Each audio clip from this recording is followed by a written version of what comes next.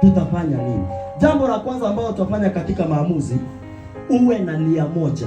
Wakati tunafanya maamuzi, kuwa na nia moja. Bwana Yesu apewe sifa.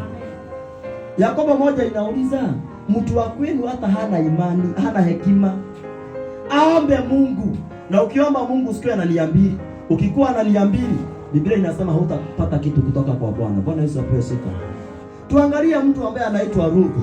Katika kitabu cha Ruthu 1 kuanzia 16 hadi 18, Biblia inasema kwamba mnajua hii habari ya Naomi ambavyo aliona nchi yao hakukuwa na chakula, akaenda nchi nyingine. Bwana Yesu apewe sifa. Alipoenda kule alikuwa amefanya maamuzi ya kuondoka katika nchi ya kwao Bethlehemu waende kule Moabu. Bwana Yesu apewe sifa. Lazima maamuzi mengine unafanya. Alienda kule, mumewe akafia kule. Bwana Yesu apewe sifa. Watoto hawa wake wawili wakaweza kufa kule, walikuwa tu wameoa wakakufa. Kwa hivyo ile nchi mume wake akakufa, wavulana wake wawili wakakufa, akabaki na wasichana ambao walikuwa wameolewa na wale vijana wake. Bwana Yesu apewe sifa. Ni maamuzi alifanya. Kama angetiwa kwenda kule, familia yake itaangamia, hangeenda. Bwana Yesu apewe sifa. Hakuna mtu ambaye anaweza taka kwenda mahali aende apate mabaya. Bwana Yesu apewe sifa. Na Biblia kuna kitu ambacho nataka uone hapo. Mtu ambaye anaitwa Ruthu. Ruthu aliyekuwa ameolewa, yule Naomi akawauliza, mimi nataka mubaki huku, ninarudi kwetu.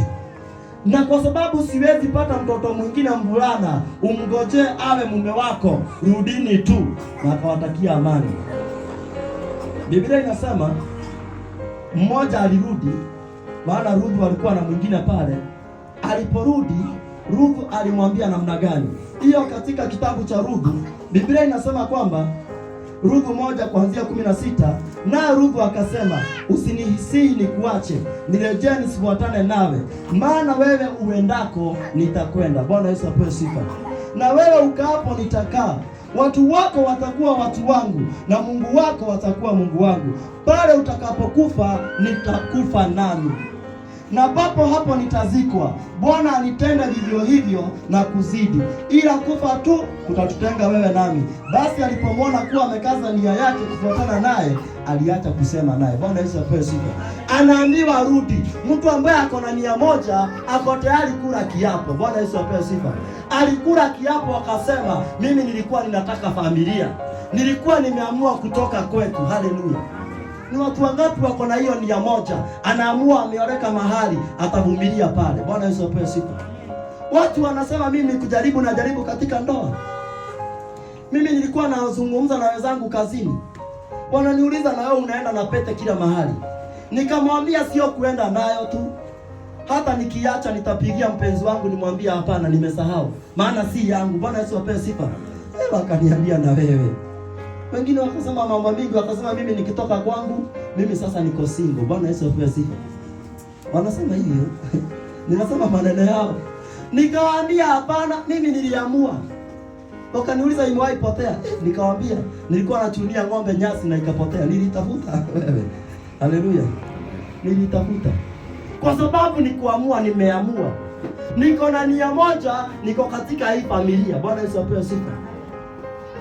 Hiyo nia moja iliyokuwa na Ruthu, Biblia inasema kwamba alimfuata Naomi na Mungu akamkumbuka. Ukiendelea utaona aliweza kuoleka na mtu wa familia akina Naomi ambaye anaitwa Boazi. Bwana Yesu apewe sifa.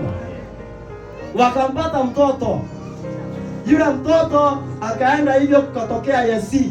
Tukaenda hivyo tukapata mpaka Daudi. Akawa sasa familia yake imekuwa ni ya wafalme. Bwana Yesu apewe sifa. Mungu anataka watu walio na nia moja, hata ufalme utoke katika familia yenu. Bwana Yesu apewe sifa. Mungu anataka watu wako na nia moja, hata akiangalia ni familia gani mfalme atatoka. Mungu hataki watu ambao wanayumba yumba, kwa sababu utatuletea wafalme wanayumba yumba na wataletea watu shida. Bwana Yesu apewe sifa. Na kuamua kwake kwa nia moja, akasema mahali utakufa nitakufa, Mungu wako atakuwa Mungu wangu. Hapo ndiye aliweza kusaidika. Haleluya. Hata kuamua kwa kanisa ambalo utalifuata. Umeona watu wameamua, mtu hata toa ushuhuda kama mtumishi hajafika, anaheshimu yule mtumishi. Bwana Yesu apewe sifa.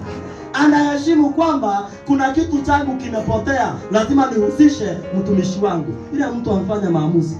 Bwana Yesu apewe sifa. Anaamua tutaenda hii safari. Ni kuamua mpendwa, tutaamua. Hata katika imani ni kuamua, tutaamua. Bwana Yesu apewe sifa.